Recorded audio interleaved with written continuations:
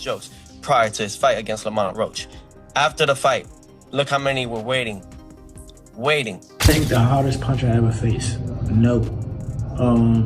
And I ain't shitting on him or nothing like that. He can punch. Gervonta Davis versus Lamont Roach II. The rematch boxing can't stop talking about. Tensions exploded backstage.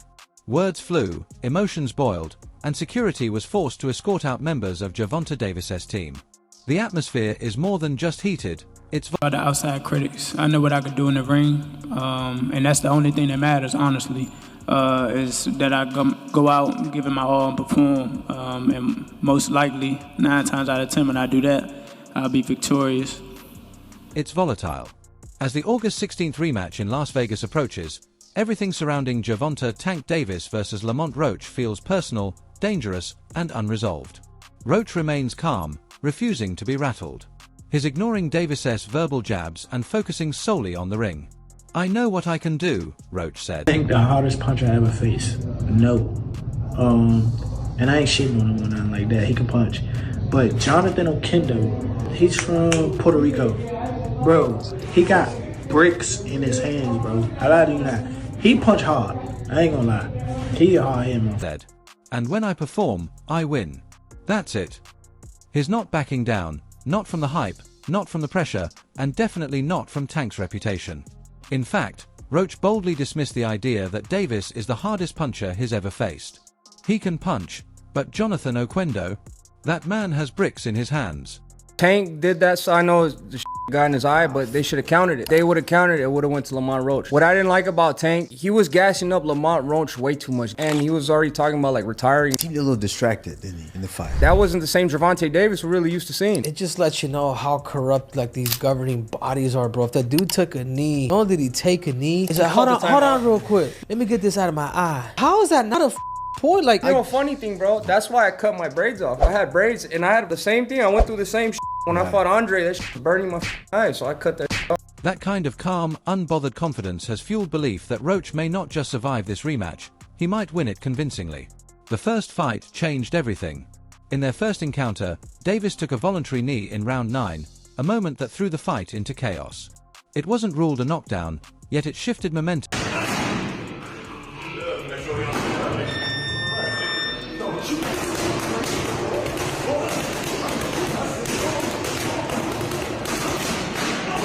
And sparked massive debate. Many believe Roach won 7 or even 8 rounds. Officially, it was a draw. Unofficially, it became one of the most controversial decisions in recent boxing history. Roach's performance shattered expectations. He was supposed to be the underdog, moving... Saturday night, Gervonta Davis versus Lamont Roach. What are we expecting from this fight? Well, we're expecting Gervonta just continue to show us his dominance and show us who he really is. It's really a coming out party for Roach, but we kind of haven't seen him a lot.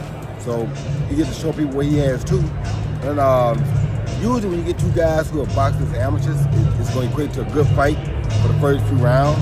But then when the pro rounds take over, we'll find out, has Roach adjusted to being a pro yet, or is Tank too superior now as a pro? And that's where the difference will come in at. You got a good back foot game like that, and you understand boxing like you understand it, he gonna make it rough for anybody. But you know, Tank is a different animal too. So it's a great fight, that's why everybody want to see it. We can't just look at it and say, oh, he gonna win, oh, he gonna win. Moving up in weight, facing one of boxing's most dangerous knockout artists. Instead, he stood toe-to-toe with Tank and looked like the better man for long stretches. As Greg Hackett said, Roach already did what no one thought he would. That gives him the edge going in. He didn't fear the power. He didn't freeze. He fought. So breaking news, Tank Davis vs. Lamont Roach II is set for August 16th in Las Vegas. And this is a rematch of one of the most controversial fights in recent memory, where Roach arguably won 7 to 8 rounds of that fight, and then Tank took a voluntary knee in round 9, which wasn't ruled a knockdown, but ultimately, it was scored a majority draw. Now in the rematch, I do expect Tank to look much better than he did in the first fight. I don't think that was his best performance by any means, and that means being more active in the early rounds, you know, not just staying on the ropes looking for counters. And I'm sure he'll be willing to exchange more with Roach this time around. You know, the left hands, the combinations, the body shots, that's where he had the most success in the first fight. And Roach, he just needs to stick to what made him so successful in the first fight. His forward pressure, staying behind that jab and right hand. But most importantly, he wasn't scared to take it to Tank, but he also didn't get too aggressive. You know, most of Tank's opponents, if they're scared of the power, they'll sit back on the ropes, get slowly broken down, or if they end up getting too aggressive, they get caught with the counterpunch. But Roach, he was sharp that whole fight. You know, I would go Tank in the rematch. I think he has a lot more to show this time around. But Roach did prove to be a very tough test. But you guys let me know who you got. Tank's redemption arc. For Davis, this isn't just a rematch, it's a redemption tour. Critics say he was off mentally, distracted, maybe even contemplating retirement. Whether due to outside noise or internal conflict, Tank didn't look like himself. Now, he's laser-focused. Send him to retirement earlier. My initial plan is to win, but every time I fight, I'm trying to knock somebody out.